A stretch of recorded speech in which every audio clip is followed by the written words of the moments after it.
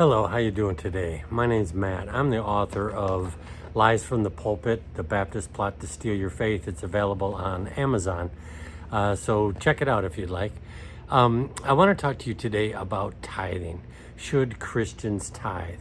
Well, I've heard a lot of people talk about this, and a lot of people say, well, that's Old Testament law. We're not under the law anymore. We're under the law of liberty.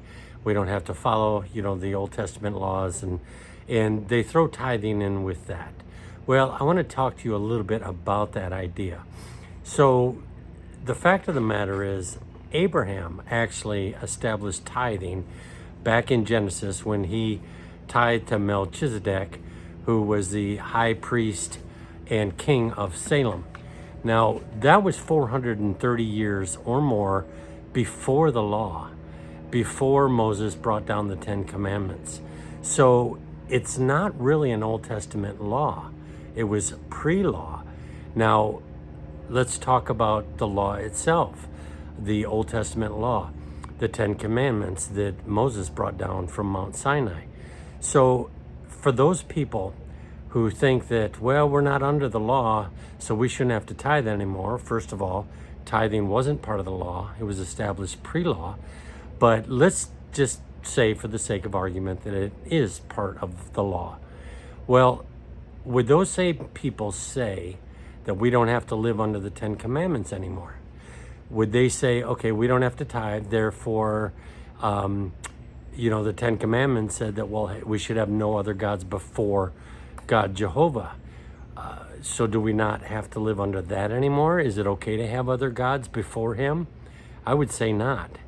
Thou shalt not commit murder.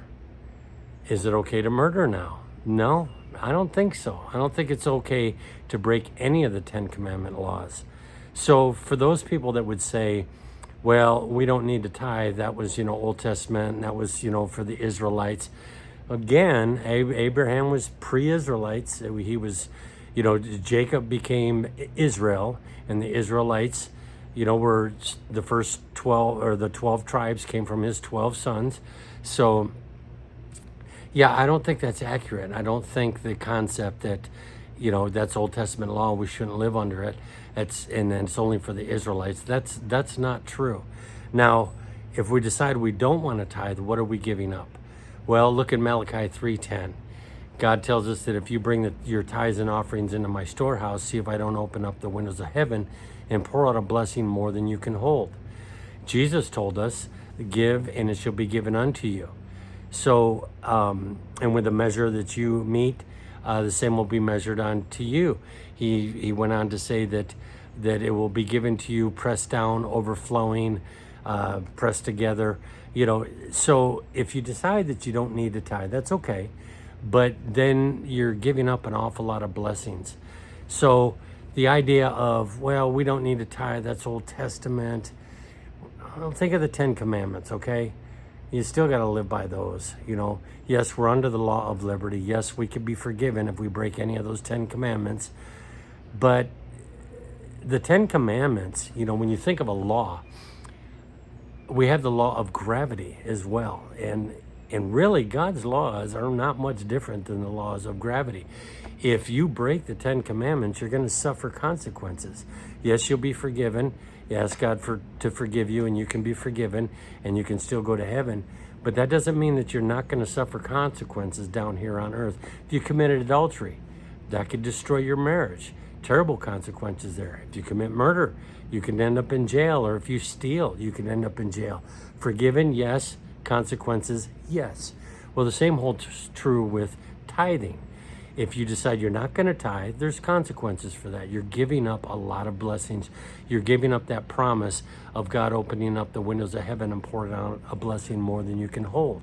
Okay? I know of a pastor, a local pastor down here in Florida, who at the beginning of each year, he does his message on tithing. And one of the challenges that he throws out to his entire congregation is he says, you go ahead and tithe, keep records of it, tithe for the entire year. And if at the end of the year, you don't find that you are better off financially than you were the previous year, then I will refund your entire year of tithing. That's pretty bold, but you know what that is? That is a pastor who believes in Malachi 3:10. He believes in what Jesus said about if we give, God will give us to, or God will use men to give unto us. He believes that so strongly that he throws out that challenge to his entire congregation. And you know what? To this day, he has not had one single person come back and show him financial records and say, hey, I'm not better off financially. You promised to refund my entire years of tithing. It hasn't happened yet. And you know what? It's not going to happen. So, yeah, if you don't want to tithe, you don't have to tithe. But remember, you're giving up a tremendous amount of blessings. Well, I hope this helps. Check out my book on Amazon. It's called Lies from the Pulpit, the Baptist Plot to Steal Your Faith. So thank you so much for joining me. Have a great day and God bless you.